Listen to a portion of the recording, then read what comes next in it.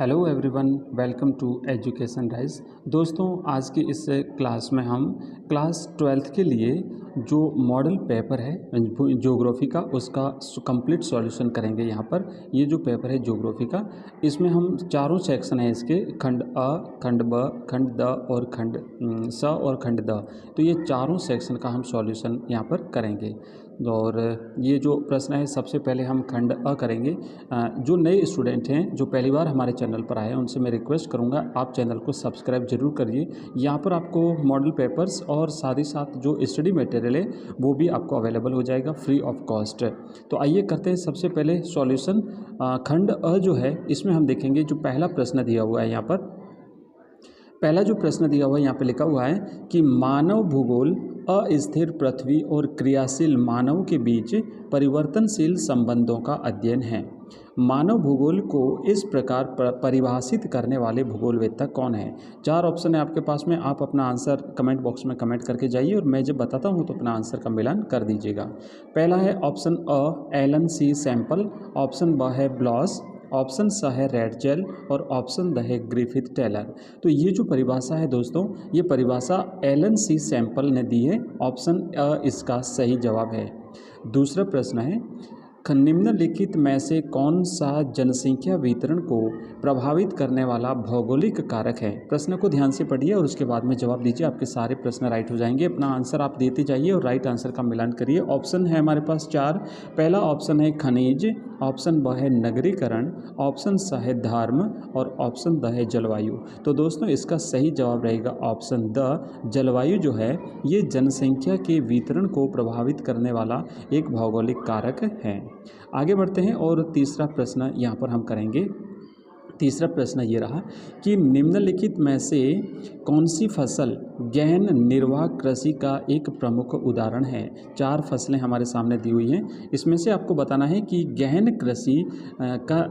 निर्वाह कृषि का एक उदाहरण कौन सा है। ऑप्शन अ है चावल, ऑप्शन ब है मक्का, ऑप्शन स है बाजरा और ऑप्शन द है चाय। तो इसका सही जवाब है ऑप्शन अ, चावल जो है ये गहन निर्वाह कृषि का एक उदाहरण है। आगे बढ़ते हैं और चौथा प्रश्न हम देखेंगे। निम्न में से कौन सा एक प्रकार का उद्योग अन्य उद्योगों के लिए कच्चा माल उपलब्ध कराता है?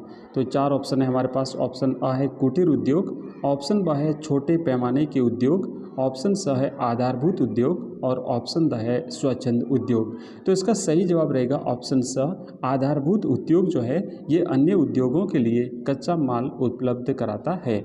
आधारभूत उद्योगों से तात्पर्य वो उद्योग हैं जो दूसरे उद्योगों के लिए जो है महत्वपूर्ण है या दूसरे उद्योगों के लिए आवश्यक होते हैं। जैसे मान लीजिए लोहा है, कोयला है, ये आधारभूत उद्योग हैं। नेक्स्ट पांचवा प्रश्न है, विश्व की प्रथम मिलियन सिटी कौन सी है?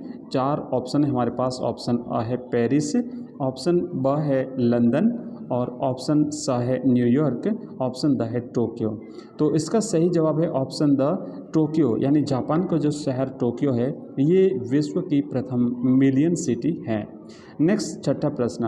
और आगे बढ़ने से पहले मैं आप सबसे रिक्वेस्ट करूंगा कि आप जो ज्योग्राफी के अगर स्टूडेंट हैं तो हमने मॉडल पेपर्स बनाए हैं परीक्षा 2022 के लिए, जो 4 अप्रैल को आपका जो एग्ज़ाम होने वाला है उसके लिए हमने एक प्लेलिस्ट बना रखी है ज्योग्राफी क्लास 12th नाम से। उस प्लेलिस्ट में आपको महत्वपूर्ण इंपॉर्टेंट जो क्वेश्चन आंसर्स है वो मिल जाएंगे। उसके अलग अलग हमने वीडियोज़ बनाए हैं, आप ज़रूर देखिएगा। और ये जो पेपर्स हैं जिसे हम अभी इवैल्यूएशन पेपर सॉल्व कर रहे हैं, इसके भी चारों भाग आपको मिल जाएंगे। तो आप हमारी प्लेलिस्ट को ज़रूर विजिट करिएगा।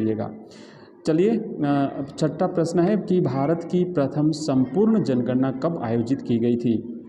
चार ऑप्शन है हमारे पास। ऑप्शन अ है 1881, ऑप्शन ब है 1873, ऑप्शन स है 1872 और ऑप्शन द है 1981। तो इसका सही जवाब है ऑप्शन अ, 1881 जो है प्रथम भारत की प्रथम जनगणना संपूर्ण रूप से जो है वो की गई थी। हालांकि भारत की प्रथम जनगणना 1872 में की गई थी, लेकिन उसके बाद में 1881 से जो है प्रथम दशकीय जनगणना जो है की गई और ये संपूर्ण भारत में की गई प्रथम जनगणना थी। नेक्स्ट सातवां प्रश्न है कि भारत में ग्रामीण बस्तियों के प्रमुख प्रकार हैं। तो ग्रामीण बस्तियों की अगर बात करें तो विन्यास के आधार पर अगर हम इसे देखते हैं तो विन्यास के आधार पर ग्रामीण बस्तियों के 5 प्रकार होते हैं। हमारे पास ऑप्शन है अ में 4, ब में 5, स में 6 और द में 7। तो ऑप्शन ब इसका राइट रहेगा। जो 5 प्रकार की विन्यास के आधार पर जो 5 प्रकार की ग्रामीण बस्तियां होती हैं उसमें होती हैं, एक तो जो पठारी ग्राम होते हैं, दूसरे होते हैं मैदानी ग्राम, तीसरे होते हैं तटीय ग्राम, चौथे होते हैं वन ग्राम और 5वें होते हैं रेगिस्तानी ग्राम। तो ये है ग्रामीण बस्तियों के प्रकार विन्यास के आधार पर। नेक्स्ट अगर हम प्रश्न देखते हैं 8वां प्रश्न लिखा हुआ है कि शुष्क कृषि में निम्नलिखित में से कौन सी फसल नहीं बोई जाती है। शुष्क कृषि के अंतर्गत पूछा गया प्रश्न है। 4 ऑप्शन है हमारे पास। अ है रागी, ब है ज्वार, ऑप्शन स है मूंगफली और ऑप्शन द है गन्ना। तो इसका सही जवाब रहेगा ऑप्शन द। गन्ना जो है ये शुष्क कृषि की फसल नहीं है, ये आर्द्र कृषि के अंतर्गत बोई जाने वाली फसल है। तो इसका सही जवाब रहेगा ऑप्शन द गन्ना। नेक्स्ट है अगला प्रश्न है 9वां प्रश्न है लौह अयस्क के प्रगलन के लिए किस कच्चे माल का उपयोग किया जाता है। 9वां प्रश्न है। तो जो लौह अयस्क है इसके प्रगलन के लिए ऑप्शन 4 है हमारे पास। ऑप्शन अ मैंगनीज, ऑप्शन ब है तांबा, ऑप्शन स है चूना पत्थर और ऑप्शन द है डोलोमाइट। तो इसका सही जवाब रहेगा ऑप्शन अ मैंगनीज जो है ये लौह अयस्क के प्रगलन के लिए कच्चे माल के तौर पर उपयोग में लिया जाता है। तो ये हमने अभी किए ऑब्जेक्टिव क्वेश्चंस, बहुविकल्पात्मक जो प्रश्न है उसको हमने किया। और अब यहाँ पर हम करेंगे जो रिक्त स्थान वाले प्रश्न हैं इनको यहाँ पर हम अब करने जा रहे हैं। चलिए करते हैं शुरू। पहला प्रश्न है कि जब चिकित्सा उपचार को अंतर्राष्ट्रीय पर्यटन से जोड़ दिया जाता है तो इसे कहा जाता है। चिकित्सा उपचार को अंतर्राष्ट्रीय पर्यटन से जोड़ते हैं तो इसे चिकित्सा पर्यटन के नाम से जाना जाता है। इसका सही जवाब रहेगा चिकित्सा पर्यटन। ठीक है। दूसरा प्रश्न नेक्स्ट है महाराष्ट्र का गांव पूरे भारत में जल संभर विकास का एक उदाहरण है। मतलब महाराष्ट्र का कौन सा गांव है जो आपको बताना है कि पूरे भारत में जल संभर विकास के लिए जाना जाता है। तो ये जो गांव है उसका नाम है रालेगण सिद्धि गांव। ठीक है। महाराष्ट्र का अहमदनगर का एक गांव है रालेगण सिद्धि गांव, पूरे देश में जल संभर विकास के लिए जाना जाता है।